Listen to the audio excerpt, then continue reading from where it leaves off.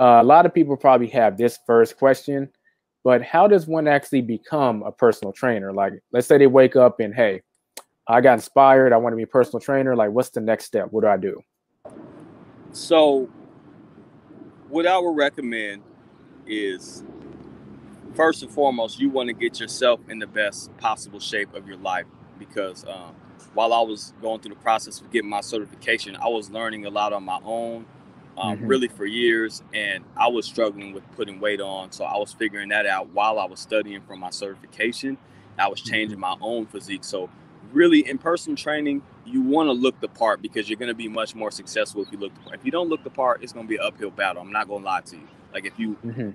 40, 50, 60 pounds overweight, you might want to get that under control before you go into personal training, from my personal, in my personal opinion. Um, Now, that being said, there's a lot of certifying bodies. You got ACE, you got NASM, you got, uh, man, I'm trying to think of all of them off the NSCM. You got a lot of different certification bodies that are good. Um, I like the fact that with NASM, they're a highly respected organization, highly marketed. A lot of companies know about them. It's a good way to get your foot in the door. It's a good certification that's respected, um, and you can do like a finance plan. You know what I'm saying? Like, you can Hmm. make payments on your certification course, so you don't have to pay the whole 500 to 1500 all at once. You can break it up, and that was what slowed me down when I was younger, because I wanted to initially become a trainer when I was 18 years old, and Oh. I didn't have all the money up front to get the certification. So when I found out you could make payments, um, I was like, oh, that's a no-brainer, because I know I could pay off 15, 1600 over, I think you got like 2 years or something like that. Like, I know I can do it in payments. You know what I Hmm. mean? So yeah. Okay. No, it's interesting you brought up for anyone that's wondering what NASM stands for, it stands for National Academy of Sports Medicine. And that's the one I've heard that there are various certifications out there, but I've heard that that one is the most recognized and kind of seen as the best one. So if you get that one, then it's kind of like that's the great starting place. It's based on what I've heard. Would you say that's true? Um, I would say there's some truth to that. It's one of the best ones. From what I've heard, there are some like NSCM that are actually known to be harder, like more difficult. Huh. But NASM, it gives you a good base knowledge. It's not specified. Like, some are more sports specified, some are more physical therapy specified. NASM gives you a good base knowledge of a little bit of everything, so you're a well-rounded trainer before Hmm. you go into specifying, and you can get different certifications through them. You can get a elderly population certification, or you know um, injury recovery type of certification. I don't remember a specific name right now off the top of my head, but there's lots of Hmm. certifications that you can take that are 3 to 6 months, that you can accumulate to have specified knowledge in different areas, which increases your value and increases your marketability to work with different populations. Um, so yeah, I think NASM, in my opinion, is definitely a great go-to for a brand new trainer, and then you can branch off into what you prefer specifically. Like, if you're going to work with athletes, maybe go to a few different certifications that are more specified specifically to working with athletes and things like that. Gotcha. Okay, that makes sense because a lot of times it is important to be specialized once you kind of narrow in who you want to work with. But to get a more generalized point of view, that's a great one to start with, and from there, you can go into which ones you want based on who you want to work with. That determines your next step as far as which next certification. Right, and I think, and if you, after you get like 6 different certifications, I believe it is, over a period of about 2 years. I'm a little rusty. It's been a while since I was really deep into the books and everything. But you can become a master trainer, and that just gives you a ton of knowledge, ton of marketability. See, my thing is about continually educating myself is more for knowledge, because the more knowledge I have, the more I'll be able to market myself to my clients and potential clients. Because like I haven't worked for the gym in about a year and a half now. I've been training Hmm. clients on my own, and I've transitioned to training clients on Zoom, virtually, and FaceTime. Um, Hmm. but when someone inquires about my services, I have a vast knowledge of how to actually help them, and that's what translates into sales. So I don't really have to sell them; they sell themselves. Because if they ask me how can I lose 20 pounds, I can break it down to a science. If you ask me how can I put on 20 pounds, like I did, I put on 23 pounds in a year. I can break that down to a science because I did it. I went through the trenches every single day, preparing my meals, counting my calories, getting my workouts consistently, tracking my strength gains, like the whole nine. You know. Yeah. Okay. So you brought up, that's a good transition to probably the biggest question a lot of people have.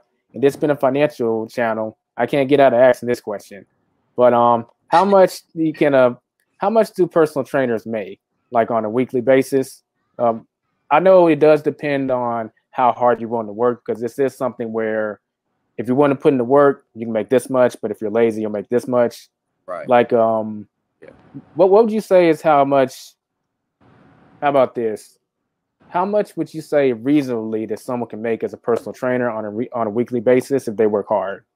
I would break it down to monthly more so, but the thing Hey, is, that's cool.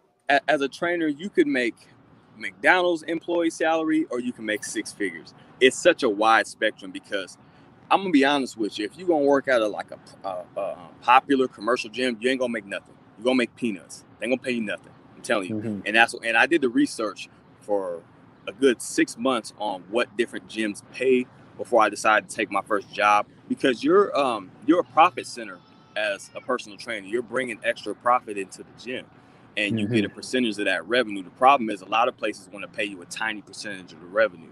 So I'm not gonna. I almost mention specific gyms, but think of big commercial gyms, and you'll know what I'm talking about. The big ones. That's them. They don't have good. They don't treat their employees well, and they tend not to have their customers they don't hold the customers in high esteem as well. It's all about that bottom line more than anything. So they're not going to take care of their employees or contractors.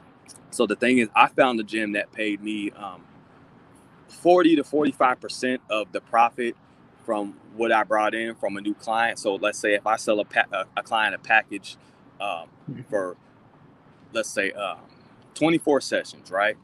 And it's like $2,600 or something like that.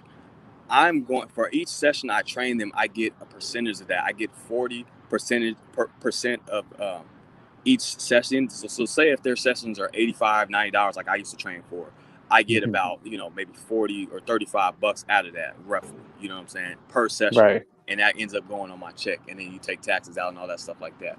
But, a lot of gyms, they'll pay you hourly per hour that you train a client, and you're going to end up making like, $15 an hour or something like that. And you're not working straight hours, like 8 hours a day. You're working when you're training. So you end up being at the gym all day making peanuts. Gosh. So I had a good income. So I was working maybe 30, 35 hours a week at the gym at about $30, $35 an hour, depending on what I sold a package for. The thing is, in my gym too, I could sell, if someone wanted to pay it, I could sell my sessions for $100, $115, whatever, $100-something an hour if I wanted to. But most of my clients were $85, $90 an hour. But yeah, it depends on you. Some places have that set pay to where you're really limited on what you can make. So at my gym, it depends on how much time you're willing to spend at that gym, how much you're going to fill up your book, and how much you just want to hustle. You have no life, you can make six figures. That's why it's important to have balance, right? Because if you don't have any life, that's going to be crazy. Yep.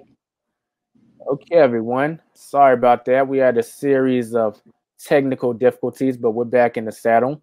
So before we start having those technical difficulties, I was gonna ask. So, like, when you're working for a gym, do you determine your rates, or does the gym determine your rates?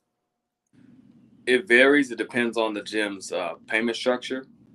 Some pay you a set hourly rate no matter what they're charging the client, which is bull, in my opinion. I'm gonna keep it PG. Yeah, you know what I'm saying. But in the world of freelancing, that per hour stuff, it keeps you limited. It actually keeps people limited in general. We start charging per result. That's when you're rewarded for efficiency and making things faster and getting a better result. Versus per hour, you're punished for doing a better job, in my opinion. because you're not going to make as Right. much money. Yeah. Right. So my hourly rate was based on what I sell a package for, or the hourly rate that my client is paying. So if I get 40%, I'll get 40% of what my client's paying per session. And then let's say I hit a bonus that month to where I sell a ton of new sessions and all my clients renew their sessions and everything like that, which happened a lot. I did that a lot. You know what I'm saying?